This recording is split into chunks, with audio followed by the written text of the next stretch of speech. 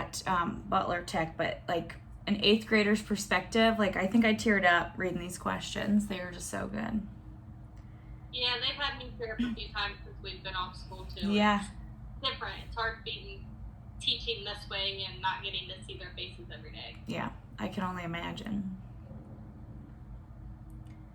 And then when they come back, what are they going to do? Make them wear masks these days? We don't know. That's probably one of the things that they're talking about. I was going to say, I've seen a lot of Facebook chatter in the last 15 minutes talking about, what is it, like going to school part-time or something and staying home part-time?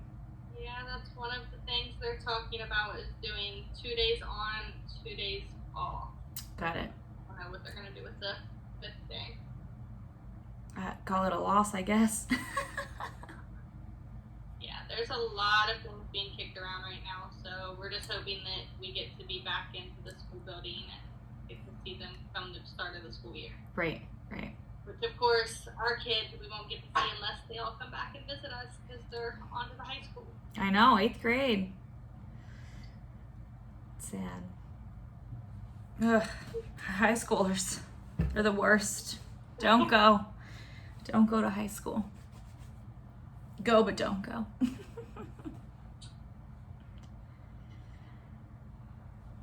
Looks like we're getting a pretty great turnout. I'm proud of you guys.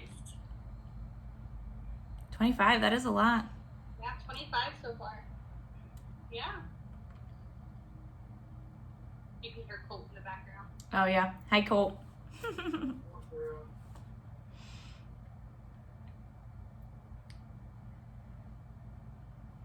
Okay, so we'll go ahead and get started. Okay. I have already kind of given the students a little bit of background. This is Nurse Sarah. I have known Sarah for 20-some years now, since we were your guys' age. And she's doing some really great things working in New York City right now. I shared some of the questions that you guys posted, and she's going to go over those. And then at the end, we'll do the question and answer. So if you have a question, you can either put it in the chat box or email me and I can answer, or you might have to put your camera off to raise your hand. So we'll go ahead and get started, Sarah. Perfect. I'm going to find out so that you can talk and they can hear you. Okay, awesome. All right, guys, so I want to start by saying that today starts Nurses Week, and honestly, there couldn't be a better way for a nurse to spend her first day of Nurses Week than to like talk to you and really get to share an experience like this. So like I was telling your teacher, Mrs. Cole, that these questions actually were amazing. I was reading through them when I printed them off just to make sure there was nothing in there that was going to throw me off, and these are amazing. So I look forward to telling you all about it. So to back up, I've been here in New York for about, I guess, 5 weeks now. I left April 1st to get here, so that's when I arrived. Haven't been home to see my kids or my puppies or anyone since then. So it's been a really long time, it seems like, without any kind of normalcy, but we get through. We FaceTime every night and we make it work. So I'm just gonna go through the questions, try to hit all of them, and then we'll see what questions you guys have at the end. So, all right, so number 1, you guys asked, why did I want to pursue this job as a career and what do I like about my career? So growing up, I'm not really sure at what point in my life I decided I wanted to be a doctor. Probably your age, if not before. I was already thinking about going to do that. My one way of paying for med school was to go to be a nurse. One, I thought it would pay for med school. My parents didn't have money. Obviously, I didn't have money.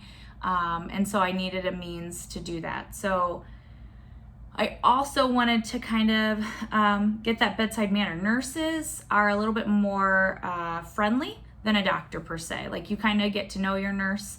You can chit chat with your nurse, whereas a doctor usually is in and out. They're all business. And so I wanted to make sure that I took some of those nursing aspects and carried them on into my career.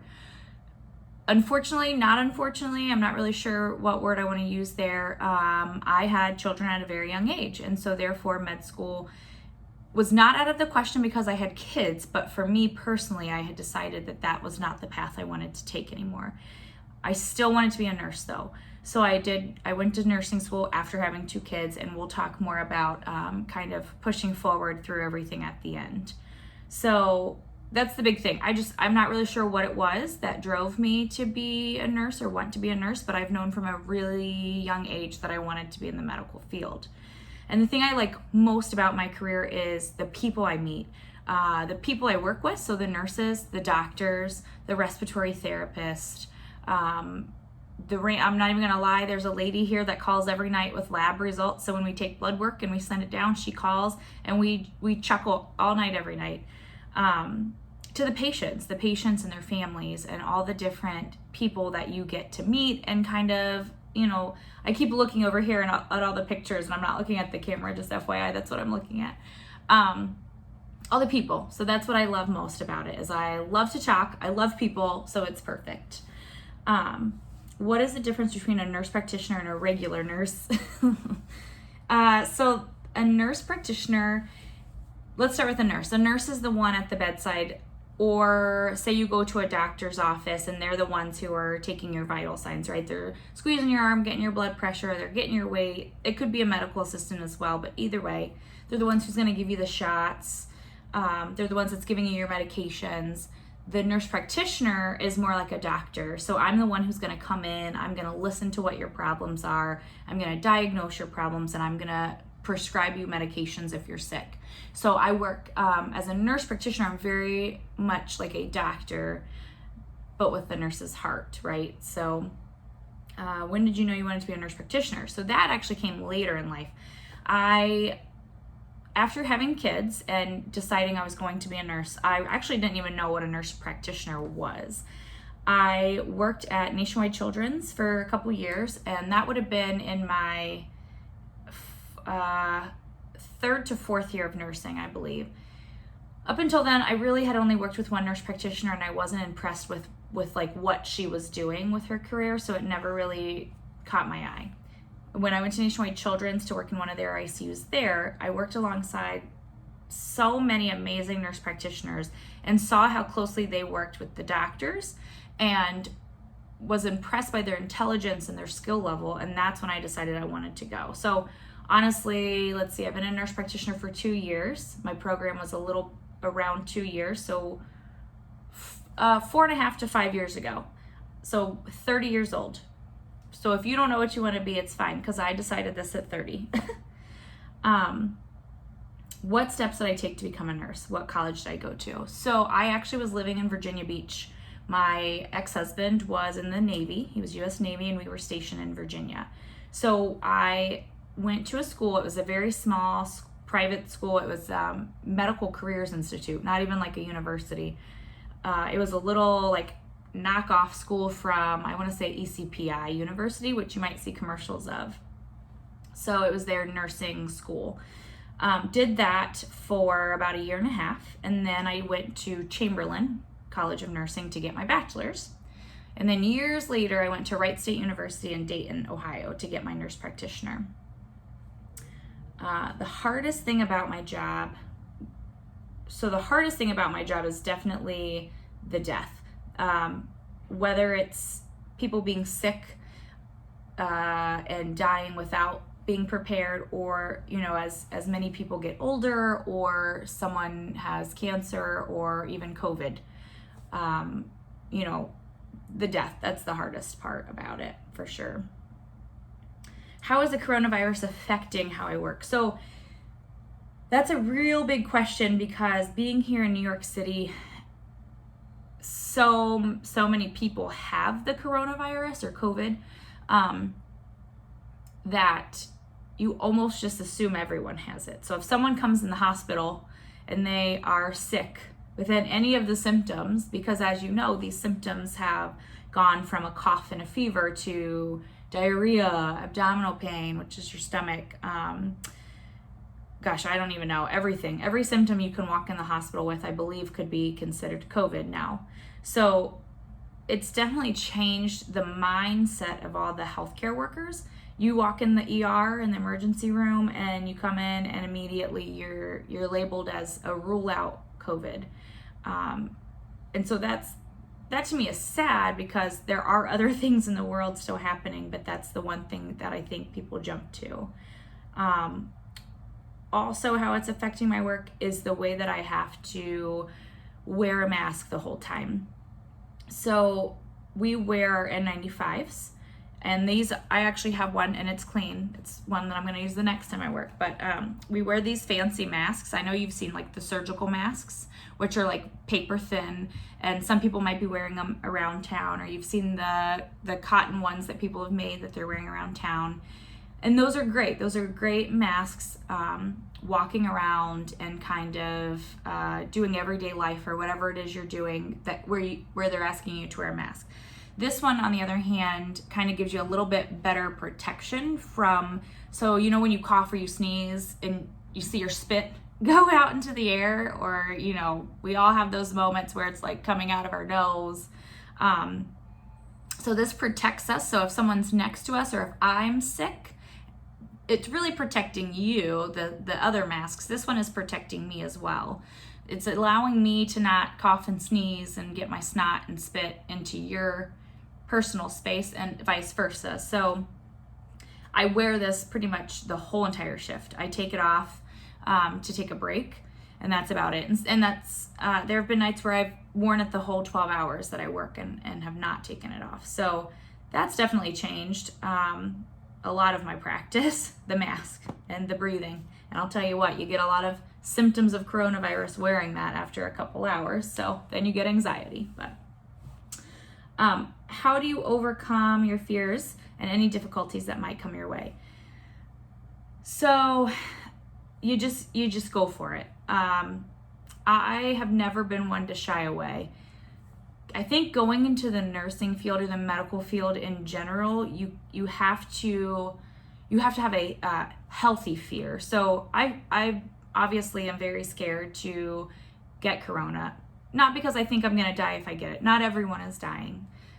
They just put the only people they're showcasing on the news are the people that are dying, and so it makes it very dramatic. People are dying, yes, not everyone. So I'm scared of getting it, but I'm not scared of dying myself. I'm scared of giving it to like my mom or my kids getting it and taking it to someone that they might be around. I come home in a week maybe, and so I'm scared of taking it around anyone that I might come in contact with, or I'm scared to go to the store and someone, you know, touch something that I don't touch. Even here, I went to the gas station the other day before work, and I grabbed a cup and decided that's not the cup I wanted. And your natural instinct is to put it back, right? Well, I threw it away. I've become very wasteful here in New York, but it's just to be safe, you know. You have to protect yourself, but protect yourself for others. So I think the biggest way is just I just do it. I just jump in. Day one on my unit was a very emotional day for me. It was probably the most fearful I had been, mostly because I've only seen, at that point I had only seen what you guys saw on the news, right? So I expected to come into like chaos, and it was. My first night was chaos, and it was scary. But I wore my mask so tight that night. I didn't take it off once. I didn't pee, I didn't eat, I didn't drink, and I got through the first night. And I woke up the next day and I put my clothes on and did it again. So I think it's just having the healthy fear, but also knowing that I'm doing something bigger than that. You know, I'm helping people. I like to think I'm helping people. So was I scared? Yeah, I was absolutely scared to come and risk myself again, because when I go home, I have 2 kids. I have a mom. So that's the scariest part about it, is it's a joke every time I tell people, if I pass out while I'm in New York, roll me across state lines because New York is a scary place when it comes to coronavirus. And the hospitals are so full of it, or they were so full of it in the beginning, that you know, like I said, everyone thinks you're coronavirus if you're in the hospital, and I didn't want to be labeled that. So what made me decide to leave Ohio and my family to come to New York, where a lot of people are getting the virus? And also, have any of your friends that are nurses got the coronavirus? So I work in a pediatric ICU. So it's an intensive care unit. Kids who are super, super sick that need to be in the hospital. Coronavirus is not affecting children the way that it's affecting adults.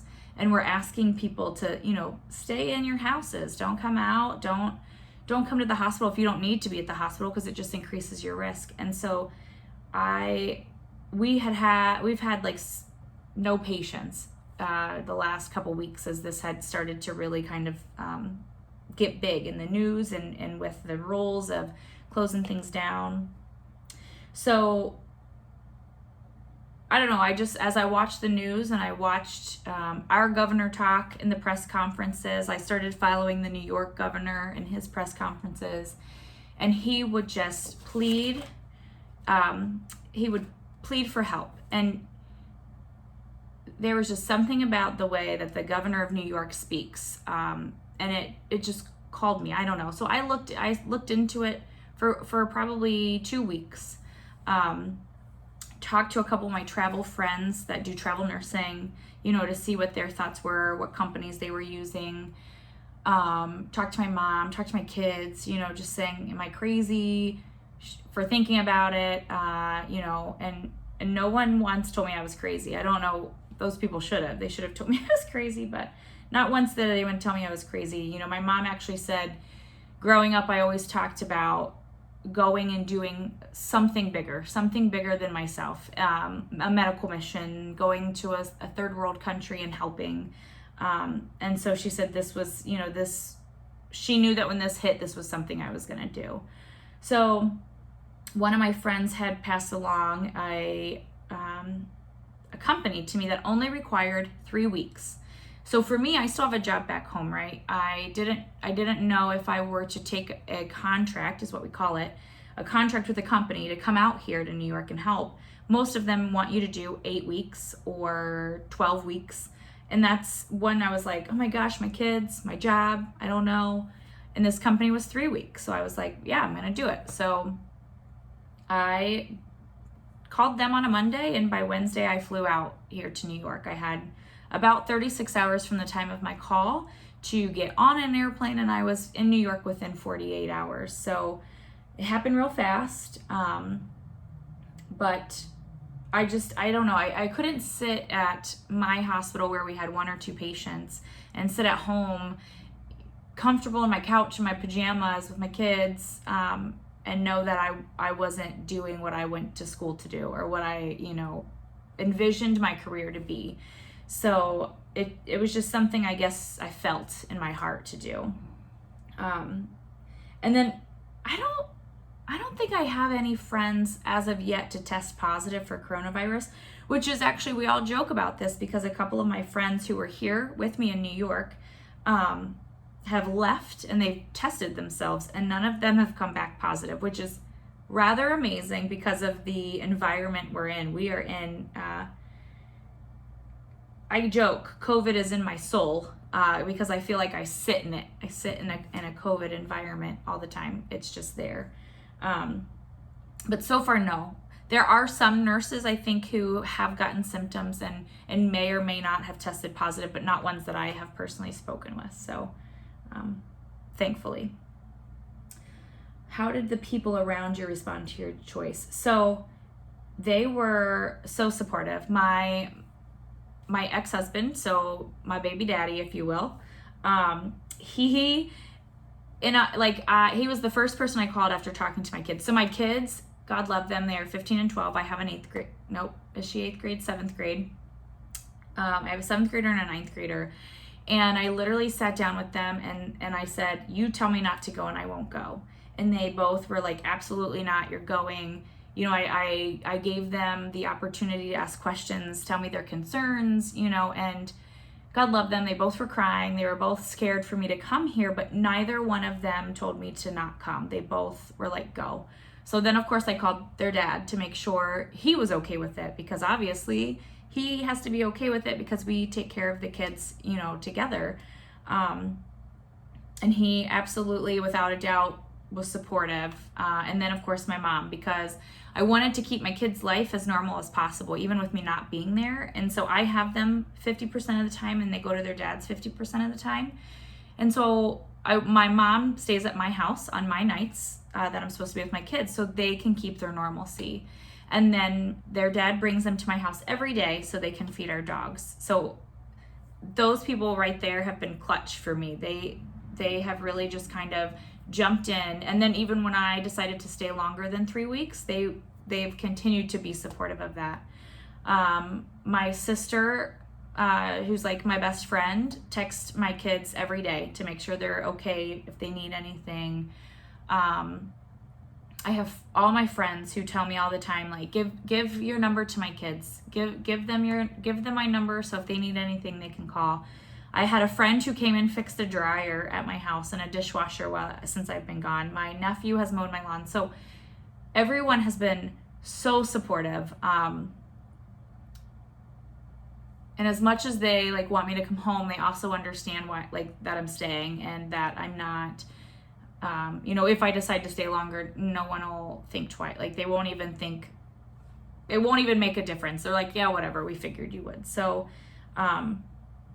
it's like, it's crazy because then I came here and I talked to so many people who didn't have the same support. My job was questionable. I didn't know if they would hold my position, but also I only gave them like a day of notice, like, hey, I'm leaving tomorrow.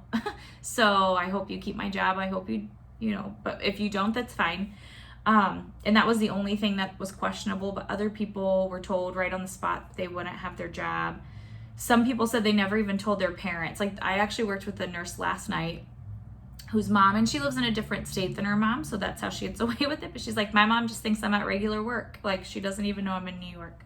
So it's funny how you see my support system has been huge, and to see other people not have the same, it's a little upsetting, but I get it. Everyone's scared, right? So I'm surprised my family was right. They were also scared for me, but they knew that their fear and their being scared wasn't going to stop me. So how did I build up the courage to volunteer at a place where so many are infected, knowing you could become sick as well? See, that's a big question. I don't know. I don't know. I think the minute I saw it going down, watching the governor like plead for help, it was just something that I had to do. I don't even know the exact moment when I was like, I'm going to New York, but my mind was set. Honestly, my mind was set in the sense that I was looking to come as a nurse. Like, I'm still a nurse. So as a nurse practitioner, I'm still a nurse. And so I was going to come as a nurse.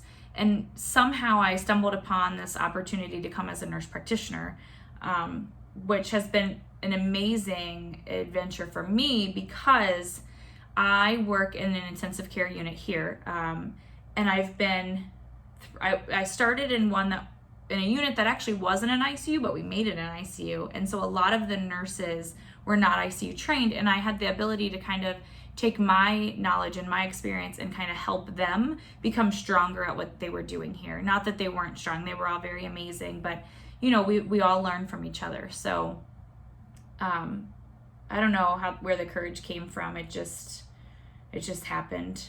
How could you so easily help others when knowing you're risking your own life?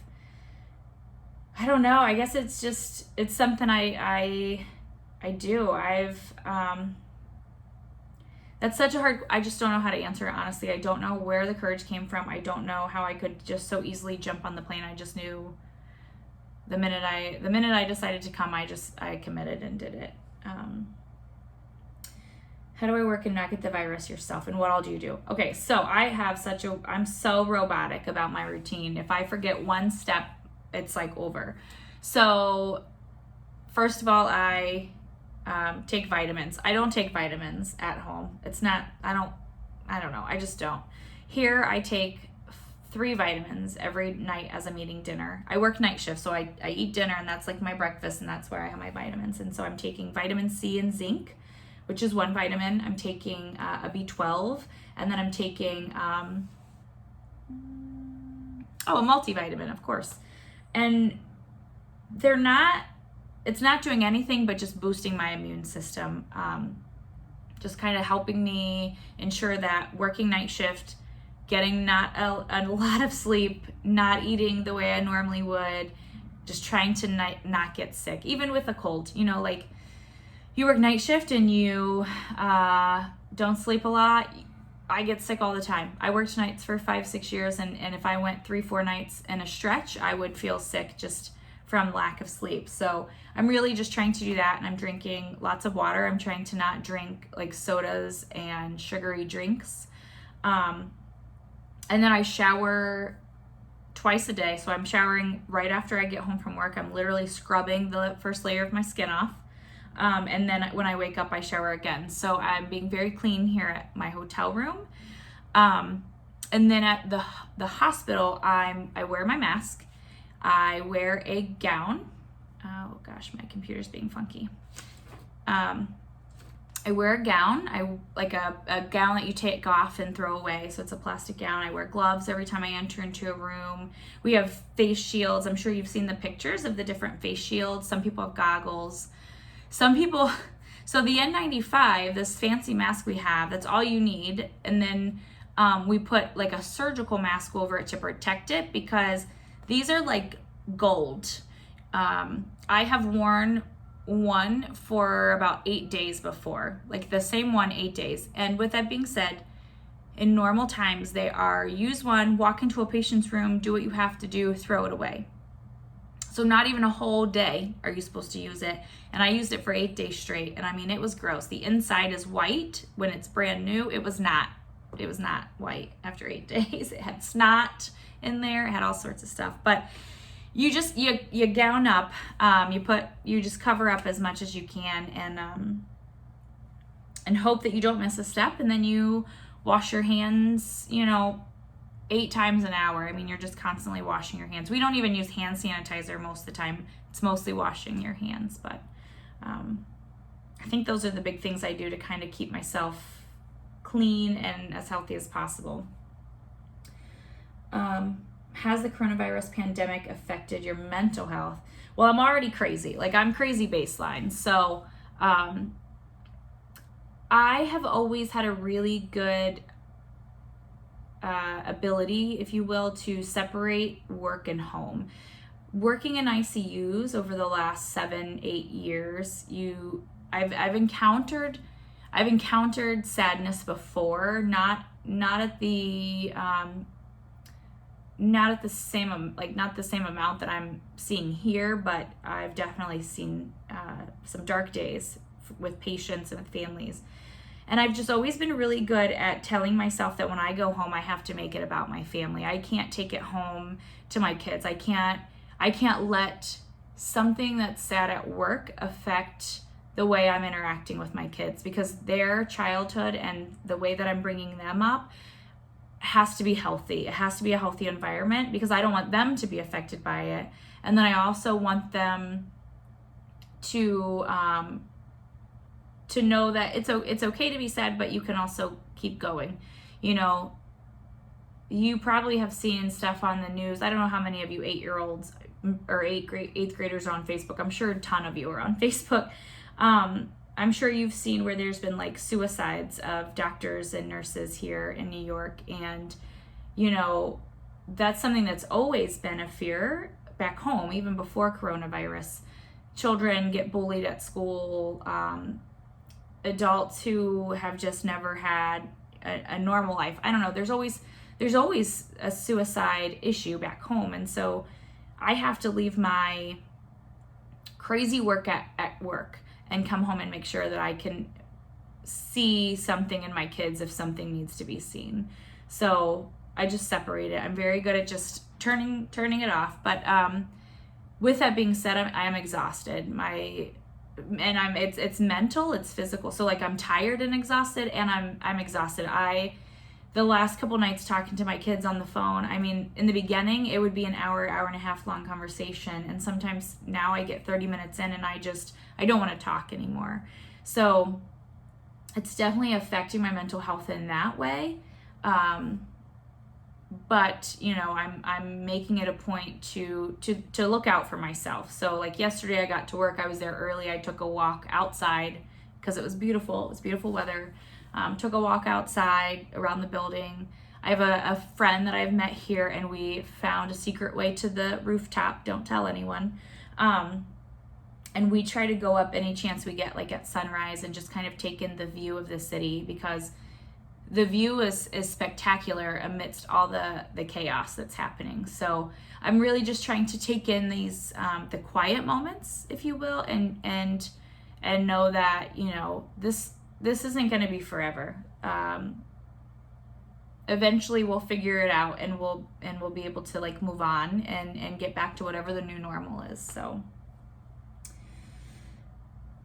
if you could go back, would I decline the offer? No. So that's the funny thing. I actually tell my friends. So as of right now, I initially came for 3 weeks, and then I extended for an extra 3 weeks, making it a total of 6 weeks. When I go home, I have to, I'm staying in a hotel for 2 weeks. So I'm still not even going home to my kids yet. And that's just a self-quarantine to make sure I don't have the symptoms, to make sure I don't have the virus, to make sure I'm not taking my dirty mitts at my house and touching everything. I just want to go home for my 2 weeks in quarantine, and then I want to see my kids. And then if they call for more people to come back again, I'd come back in a heartbeat. I don't, like, if Ohio had the need that New York had the need, I'd stay home in Ohio. If it were a whole nother state that went through this in 2 months, I'll go wherever the need is, because I can't, I don't know, being in pediatrics with children and them not being affected the same way, I feel like I'm a waste of a resource sitting there doing nothing when I can come here and help. And really sometimes all they need is a warm body here. Like, it's not even the knowledge you have or anything. They just need someone to watch this patient. And that's, you know, that's not a lot to ask. So I would come back in a heartbeat. How many cases are in New York? So I looked 3 nights ago maybe, and it was over, I want to say 300,000 cases of coronavirus. Now, let's look at the numbers. They had tested over 1 million people. Your numbers are going to get bigger the more you test. So Ohio right now, if they start testing more people, like right now you have to get your doctor to say that you can get tested. So the only people getting tested are people who are showing signs and symptoms, who get their doctor's approval, and who get tested.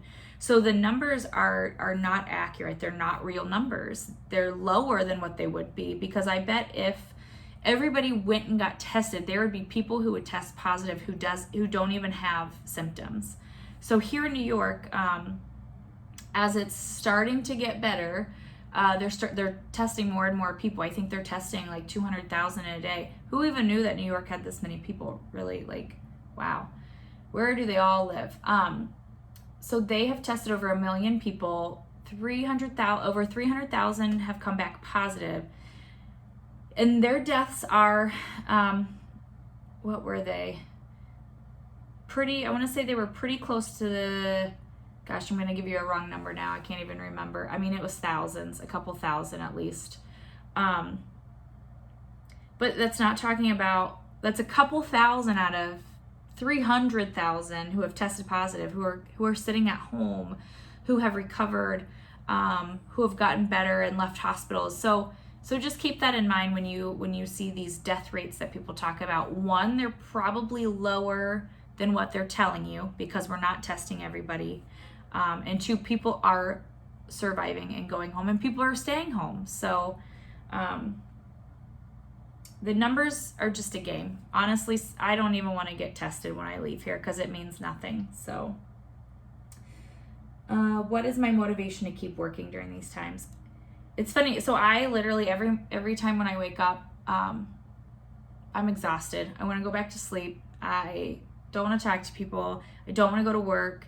They make us ride a bus, and so I sit on that bus for our 35-minute drive. I stay in Manhattan, which is really close to Times Square or Central Park, these places you guys have probably heard of. And I ride a bus to Brooklyn, which is like the slums, I guess, if you will. It's not a city. It'd be like, I don't even know how to describe it, but it's not the best.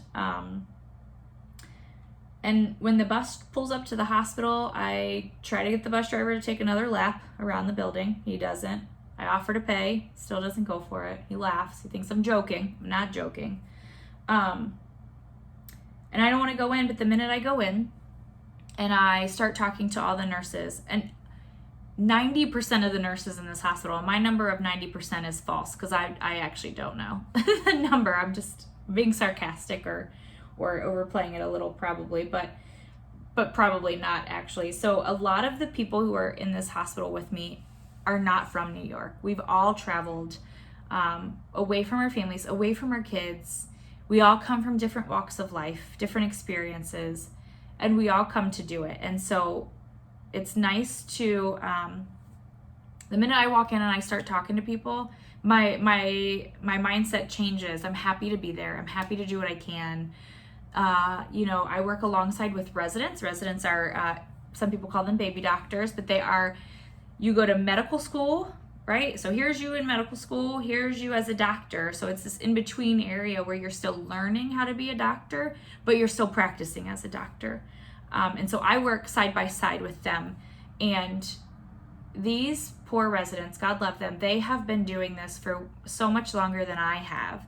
And so by me being there, they are able to go away and take a break and eat lunch and, just get a breath and get off the unit. Prior to that, they were just in it and they weren't getting breaks and they were overrun. And so the nurse practitioners and physician's assistants that are coming on were able to kind of ease that for them and let them go take a break. So I continue to be able to do this knowing that whether or not I'm able to help a patient, I know that I'm helping the residents.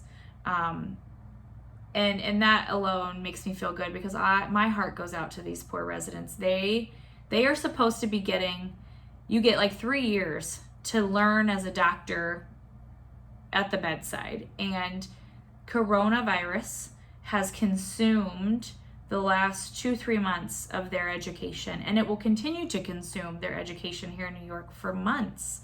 So my heart aches for them, and if I can give them an hour lunch, or I tell them all the time, take your time, you can leave at midnight, just come back at 5:30 so I can go watch the sunrise. Give me your cell phone number in case, stuff hits the fan. So I think that's why I keep going. I keep going for the people. So what exactly is the coronavirus? Okay, let's see. The coronavirus it's like pneumonia or the flu or a cold. It's something that you either touch, most likely you're either touching something that has, we'll call it dirt on it. And then you get the dirt on your hands, and then you touch your face and the dirt's on your face, and then the dirt's in your nose and the dirt's in your eyes. And somehow the dirt, then we'll call it now a bug. The dirt is now a bug inside your body. The bug gets into your lungs.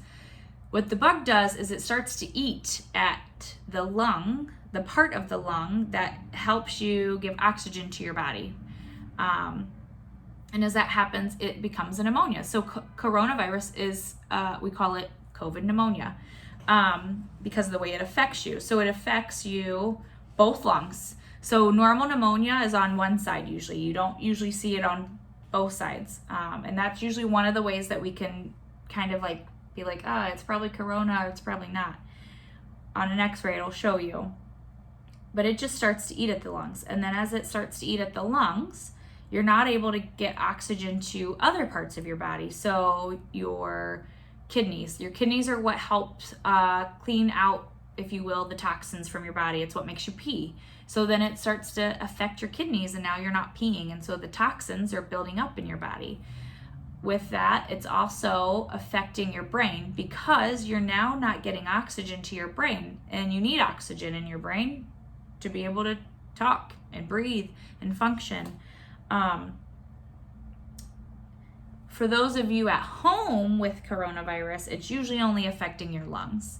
And the big ways to just sit at home and take care of yourself is deep breathing, constantly moving around. Don't lay in bed. If you're sick, don't lay in bed, because all that's going to do is not exercise your lungs. You need to be up and moving and deep breathing and making sure you're constantly making your lungs work for it. But coronavirus essentially would be pneumonia or the flu or another type of respiratory illness. But it's worse in the sense that we don't know what exactly it is, how to treat it. That's the problem. We don't know how to treat it. And so that's where it gets scary. To where pneumonia, we'll give you antibiotics. The flu, there's the Tamiflu medication that you can get. Coronavirus doesn't have a medication yet. And the medications you hear about are all things that might work. And they're working on a vaccine, but vaccines are not made in a day. Vaccines take time. And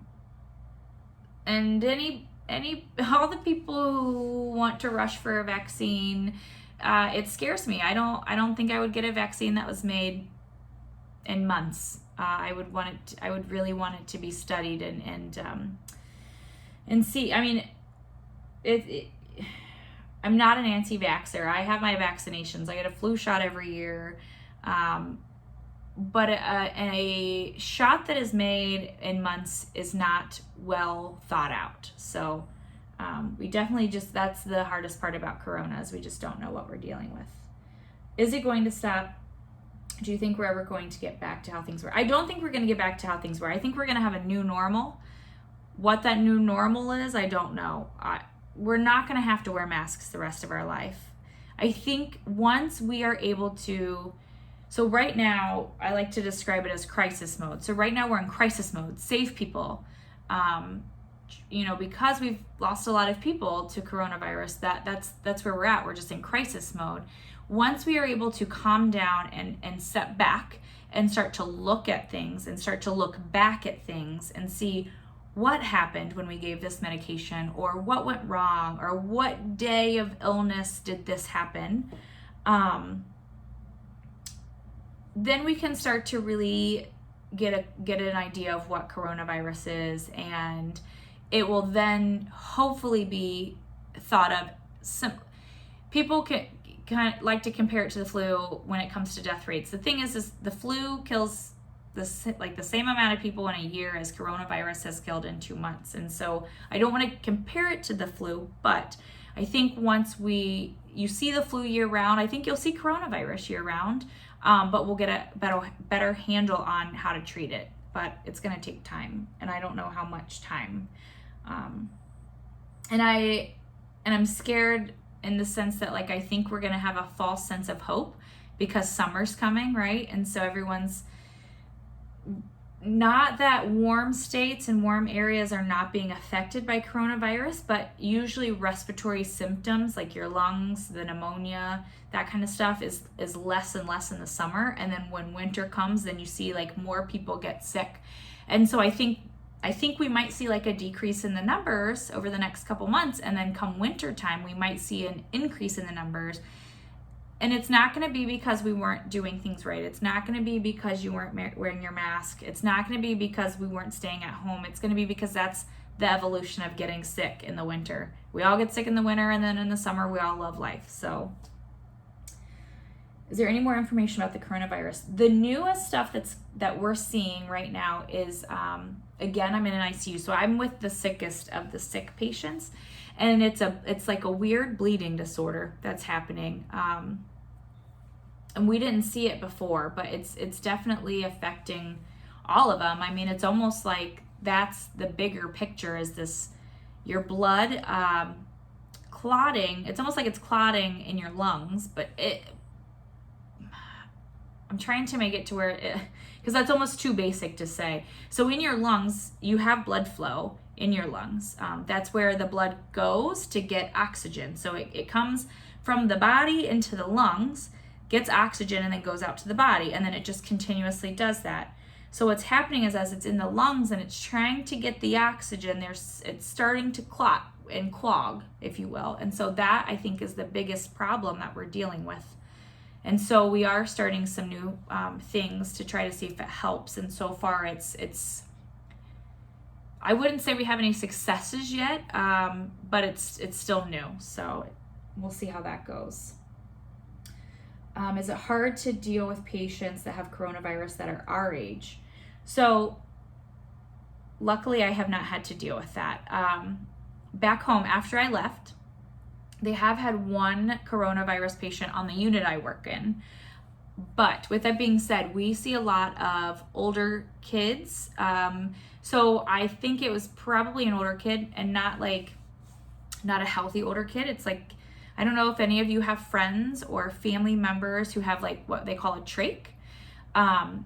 So we get a lot of kids who have trachs, and they sometimes stay in homes outside of their home with their family. They stay in a home where they get like nursing care, they get medical care, someone to help take care of them. In those areas, and I don't know who the patient is. I didn't ask for information, but I'm assuming that it's most likely one of those kids, right? Because they are more exposed to it, being exposed to healthcare workers. Not that we're spreading it, please don't. Nurses are not spreading it, but you're just more susceptible versus being at home with people that you're home with all the time. But luckily, I personally have not had to deal with people your age getting sick. So the youngest I've seen is 21. 21's still young though, still young. And hopefully you guys continue to be shielded from this. Whatever it is that makes you not get it or not be sick from it, hopefully that continues. And then hopefully by the time you guys are my age, we'll figure it out. Let's see. What's the possibility of young people surviving? I think kids in general, and I've worked with kids for, 8 years now. Kids in general, you guys bounce back like no other. It's like, I don't even know. You just bounce back, and it's like you were never sick. There have been so many times where I have watched children who I'm like, 8th grade, you guys are old enough, I guess, who I think they're gonna die. You know, they've been sick and they're gonna die from one thing or another. And with time, they're back to normal. And it blows my mind how resilient you guys are. If you don't know resilient, look it up, use it in a sentence. You guys you're amazing, and you should hold on to that, because when you get our age, we're not as resilient. We're down a little bit longer. Let's see. Do you think the president or administration are doing what they need to for the country during this pandemic? This is the one question that I was like, I should just skip it. So, wow, you guys really put me on the spot. Hopefully the president never sees this. Don't show your parents either if they're Trump supporters. I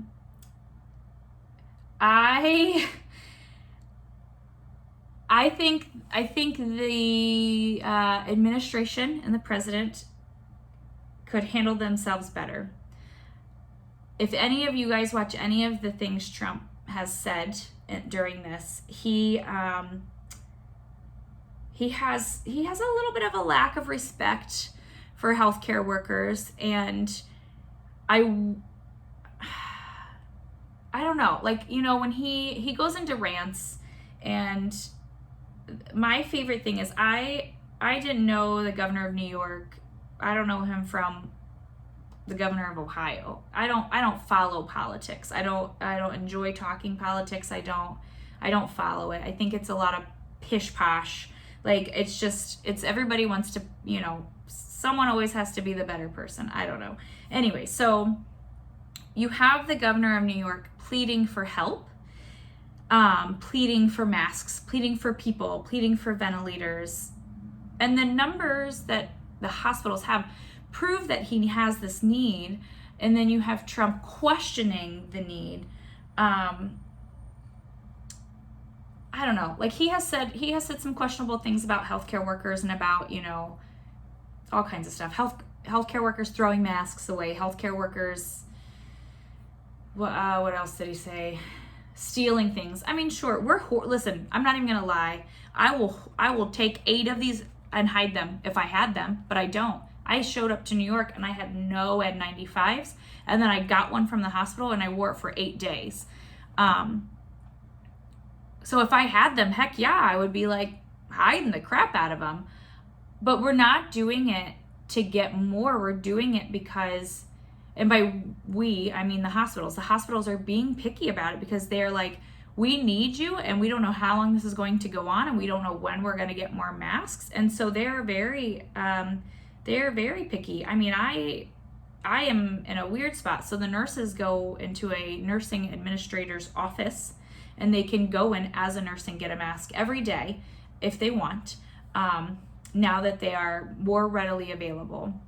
In the beginning, when I got here, that was not an option. We were asked to wear them 3 to 5 days. I wore mine for 7 to 8. And nurses can go in there and get it. Me being a nurse practitioner, I'm a nurse, but I'm there under the like medicine umbrella. And so therefore there is this nurse administrator who, I don't know why she doesn't like me because I'm amazing, but she is rude. And she makes it a point every time I ask her for a mask to give me a hard time. And I just don't understand why. But they, you know, when we all leave, they still need masks to continue doing what they're doing. So you got me going into a rant. So no, I think Trump could do better. I really do. But I think the governor is doing his best. And it's funny. So one of the people I work with is from New York, and she was like, she is not a fan of the governor in New York, but she said what he's doing now is great. So I think that speaks volumes. I would like to know how exactly the tests are conducted and safety precautions are taken if someone tests positive. Okay, so there's the test that they do is a swab, and it's like a pen, only thinner than this one because this is a big pen and it's longer. And they literally take it and they shove it up your nose and like all the way back to your brain. And then they're supposed to hold it there for about 10 to 15 seconds. It is painful. I haven't had it done. I've watched videos of it. You know, we all watch those videos and chuckle a little, but it can be painful. And the problem is they are not 100% accurate. So as you get older and you start to get into research classes, or you go to college, or whatever it is you do in life, whenever you hear of a test being a positive or a negative, you always have to look at 2 things. And these are going to be big words. Again, look them up, use them in a sentence, challenge yourself. Sensitivity and specificity. Say that 3 times fast. Sensitivity shows, it's like an accuracy. So the best way, this is how I look at it. So specificity, that's what we'll say. Specificity tells me that this swab, if it comes back positive, that it's positive. And I feel very confident that my test is positive. The sensitivity, however, is lower. And therefore what that means is if my test comes back negative, I don't know that it's negative. It could still be positive. So there needs to be more testing done with the swabs to figure out a better number so that it is more accurate. I'm not reassured by tests that are negative. These patients come in and they have all the same signs and symptoms and everything that someone who's positive has. I don't believe the negative swab. So that's one of the reasons why I don't want to get the test done, because I feel like getting the test, and I mean, if you're symptomatic, sure, get it. I think that's appropriate. But they offer it to healthcare workers, you know, going home if they want it. Well, I think if it comes back positive, I'm going to go crazy sitting in my hotel room for 2 weeks thinking I have every symptom, even when I don't. I think that already. If it's negative, I'm going to have a false sense of security, right? And then I might not wash my hands that one time, or I might not wear a mask when I go to Walmart or Kroger that one time, and then I'm spreading it to someone else. So, yeah, the safety precautions that we take for someone who tests positive, we take for someone who tests negative. We do the same thing. First of all, in the beginning, they weren't aware of coronavirus and nobody was wearing anything, right? They weren't wearing masks. Now we live in our masks. I'm not even kidding you. People wear N95s walking around the streets of New York. I'm not sure where they got theirs, but we people in the ER and the emergency rooms, if they come to see you, they're in a mask. Us in the ICU, we're in a mask. I'm sitting at the nurse's station, not even in a patient's room, I'm wearing my mask. I'm walking the halls, I'm wearing a mask. So that's really the big thing. The big thing is have your mask on. How long do I think it will take to come up with a vaccine that will work? Oh, we talked about this. Hopefully months. Hopefully it takes more than months to come up with a vaccine. I know there's some in trial already, but I mean, this virus, I don't think we know enough about the virus to be able to make a vaccine to fight the virus. So I think that's the big thing. I have some ending thoughts, but I guess we could do questions now. And I see that there are 2 already. Jordan. Hi, Jordan. I have a Jordan. How did you know this is the career you wanted to do? With no doubts. I don't know. I've never wanted to do anything different. I literally, being a child, I wanted to be a doctor, but I knew I wanted to go the nursing route. And at first, the nursing route for me was a way to pay for medical school. And then after I had kids at a really young age, I chose to do nursing and still be very much a part of my children's life versus going to medical school and it taking, like, medical school will consume your life. I think if people want to go to medical school, do it, and do it before you have kids. If you have kids, you can still do it. Don't get me wrong. I've known many people to have kids and go, but for me, it wasn't what I wanted. I fell in love with nursing. It actually fit who I was. As I got into nursing, I was like, this is actually more me. I'm a talker. I love people. And doctors don't have that same time that nurses do. Braylon, are you ever scared of being in New York? Well, such as the precautions that have to be taken, are you ever scared if someone doesn't have the motivation or patience to sanitize and clean? And are you happy to help people? I am scared every day. And it's funny because day 1, I was the most scared. I wore my mask everywhere. I washed my hands a million times. I was very meticulous about the things I was doing. You can tell I've been here 5 weeks though, because now I'm like not wearing my mask all the time. I do when I should. But I'm a little bit more relaxed about it, and that I think is the even scarier part, is that I'm getting almost comfortable. And I'm not taking the same precautions I did 4 or 5 weeks ago. And then so the being scared of someone not having the patience and motivation to sanitize and clean, that's the scary part. So that's the part that's going to scare me when I get home. The people here in New York, they are all very, they have a healthy fear. They all have a healthy fear. I'm not even kidding you. The amount of people who have been affected here in New York is tremendous. And everyone wears a mask here. So people in Ohio who are complaining about wearing masks, like, these people in New York are wearing masks. There are people protesting, healthcare workers saying coronavirus isn't real, and they're wearing masks, which is a whole different story. But I'm not scared here in New York. I think people here in New York have been dealing with it so long that they are scared, and they have been away from their normal lives for so long. And they all have family members who are in the hospital, right? And they're not allowed to come into the hospital to see them. It has to be approved. We are not letting family members in. The minute you come into the emergency room, we get a history from you, we get your phone number, and you pretty much get the boot. I'm scared for when I come home, because I'm trying to keep up as much as I can working night shift, and pretty much I work and I sleep. I work and I sleep. So every once in a while I can catch about 5-10 minutes on YouTube or something of the governor's press conference. I'm scared because I think the people back home are sick of being stuck at home, and they're ready to rush into the world. And that's fine if I can trust them to be adults. But as adults, before COVID or coronavirus, if we were sick, we wouldn't stay home. We would go to the store. We had to do this. We have to get this done.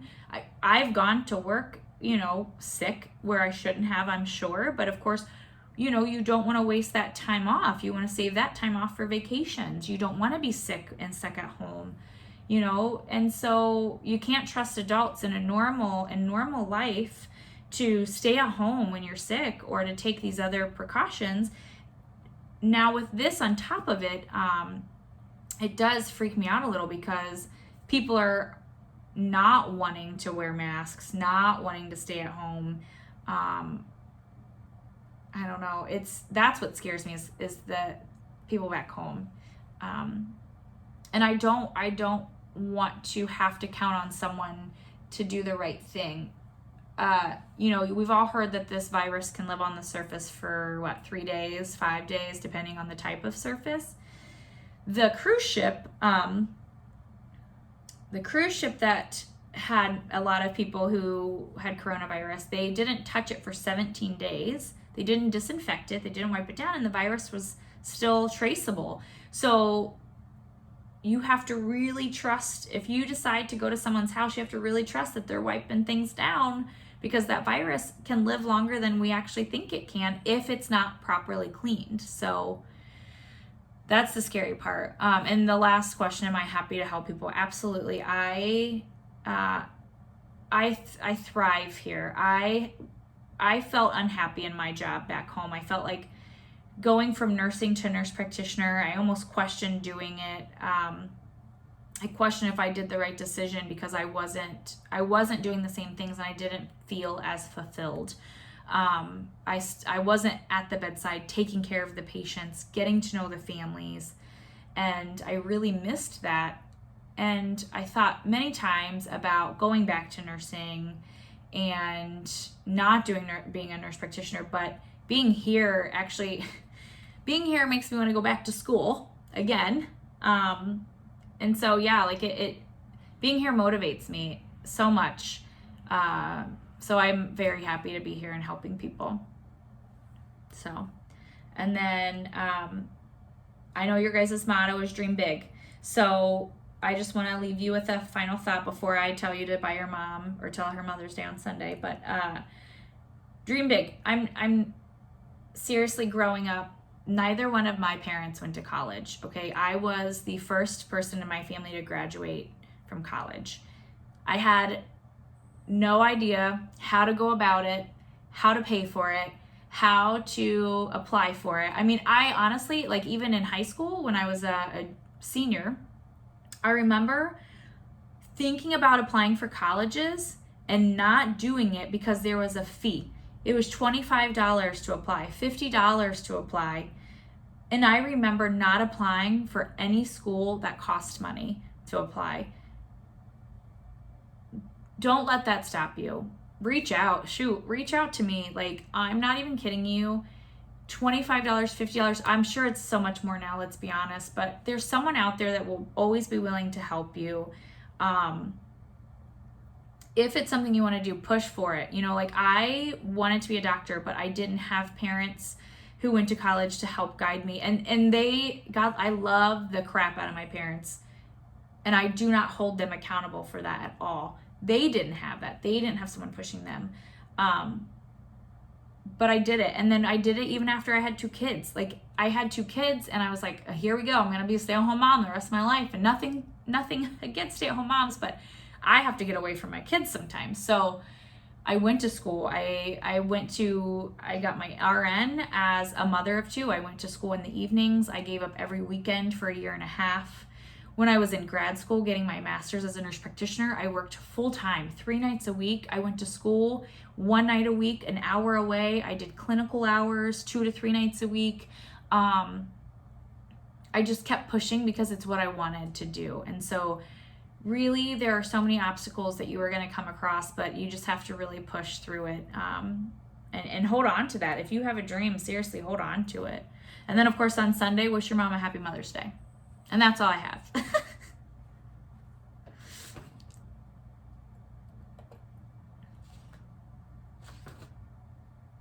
Are you on mute? You gotta unmute yourself.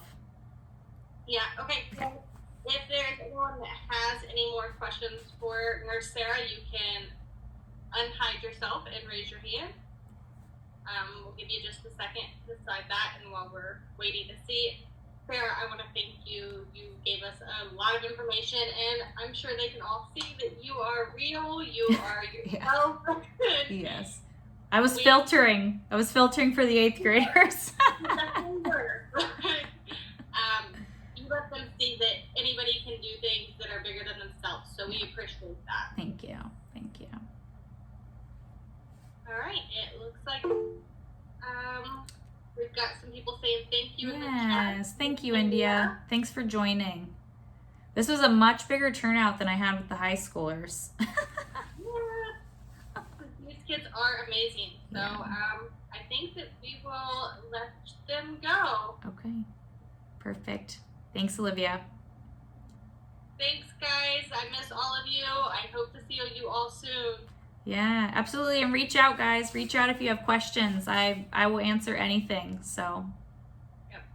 If you come up with anything in the end, let me know, and I can always reach out for Sarah for you. Thanks.